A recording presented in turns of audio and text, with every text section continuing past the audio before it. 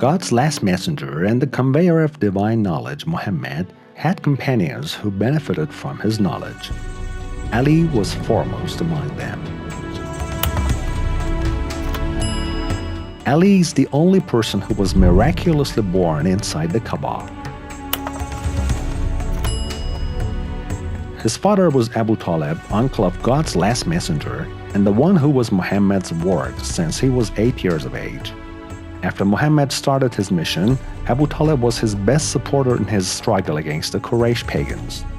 To the end of his life, Ebu Talib committed himself to Muhammad's mission. Ali was under Muhammad's custody, and the Prophet himself nurtured, cultivated, and raised him. Ali was the first man to accept the Prophet's invitation to enter into Islam. At the start of the mission, in the first public meeting for inviting Mecca's grandee, the Prophet said about Ali, "O relatives of mine, know that Ali is my brother, executor of my will, and my successor among you." On the eve of emigrating to Medina, the Prophet appointed Ali as his trustee in Mecca, placing him in charge of returning things people had given the Prophet in trust. The night when 40 armed men wanted to kill the Prophet, Ali lay in the bed of the Prophet in his stead, thereby saving the Prophet's life. During the Battle of Uhud, Ali manifested such a degree of selfless sacrifice, laying his own life repeatedly on the line in order to save the Prophet's life, that Gabriel said, "This is the peak of sacrifice he is showing." And the Prophet replied, "He's a part of me, and I'm a part of him." After 9 of the enemy's flag bearers were killed by Ali, a revelation from heaven proclaimed that there is no knight whose gallantry is a match to that of Ali's, and there is no sword to match Ali's Zulfiqar. During the Battle of the Trench, Ali defeated the pagan Arabs' greatest commander, hence saving Islam from certain ruin. Concerning this feat, the Prophet said, "Ali's strike on the day of the Battle of the Trench, or Khandaq, was more precious than the worth of the entirety of the worship and devotional acts of all creatures." During the Battle of Khaybar, when Muslims faced insurmountable obstacles in capturing the enemy's most well-defended fortress, and the army commanders returned in despair to the Prophet, he said, "Tomorrow I will give the flag to the one who never flees the battlefield nor turns his back on any enemy. He is the one who is the beloved of God and his Prophet, and God will capture the fortress by the way of the agency of his hands." The next day, the Prophet gave Ali the flag, and in a miraculous feat, Ali conquered the castle of Khaybar.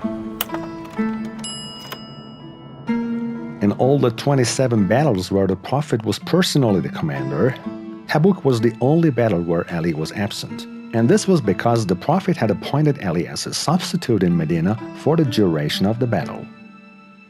Although Ali preferred to accompany the Prophet, God's messenger said, "Are you not content with your rank relative to me being that of the rank of Aaron to Moses, except that there will be no prophet after me?" After the migration, or hijrah, the Prophet made brothers of each immigrant help her pair. Eventually, Ali was left alone, without the Prophet having appointed him a brother. When Ali asked why, the Prophet said, "You are my brother in this world and in the hereafter. I swear to the one God who commissioned me to convey the message of the truth, that I delayed your pairing in order to pair you as my own brother, a fraternity which shall span the times of both this world and the hereafter." The Prophet permitted for the marriage of his daughter Lady Fatima to Ali. We know from the words of the Prophet which have reached us that this pairing by way of marriage was done at God's behest of command. The Prophet took Ali and his daughter Fatima as well as his grandsons Hassan and Hussein to the Mubahala, or cursing ritual of mutual imprecation, with the leaders of Christians of Najran. This event was an affirmation of the limitation of the membership of the household of the Prophet to these 5 individuals. The only house the Prophet permitted to have a door opening onto his mosque was Ali's. The Prophet, in response to objection by some of the companions to the favor thus bestowed on Ali, said, God has ordered me to close all doors opening to the mosque except that of Ali's house. Never did I order a door to be closed or to remain open on my own volition. Rather, I follow God's will in all matters. Ali was among the redactors and memorizers of the revelations. Moreover, he was the Prophet's special and trusted secretary and scribe. The Prophet sent Abu Bakr to convey the Surah al-Bara'ah, or the execration, to the idolaters of Mecca, but shortly afterwards decided to send Ali instead, instructing him to take the scroll from Abu Bakr and recite it to the Meccans. When Ali caught up with Abu Bakr and the latter returned to Medina, he despondently asked the Prophet whether there had been an ayah or revelation revealed with respect to him. The Prophet said, "No, but I have been told to convey the message of this surah to the idolaters of Mecca, either myself personally or by one who is a part of me." Upon returning from his last pilgrimage, the Prophet stopped at Qadir home among a huge crowd of Muslims and announced Ali as his successor, saying, "Whomsoever I have hitherto been Lord and Master or Mullah, so too this here Ali shall henceforth similarly be his Lord and Master." All the companions then shook hands with Ali in allegiance and congratulated him in his appointment.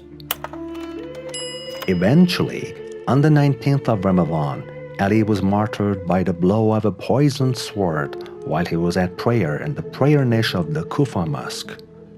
2 nights later, on the eve of the 21st of Ramadan, he ascended to God's heaven. The Prophet of God said, "I am the city of knowledge and Ali is its gate. Anyone who desires to enter the city must enter through its gate."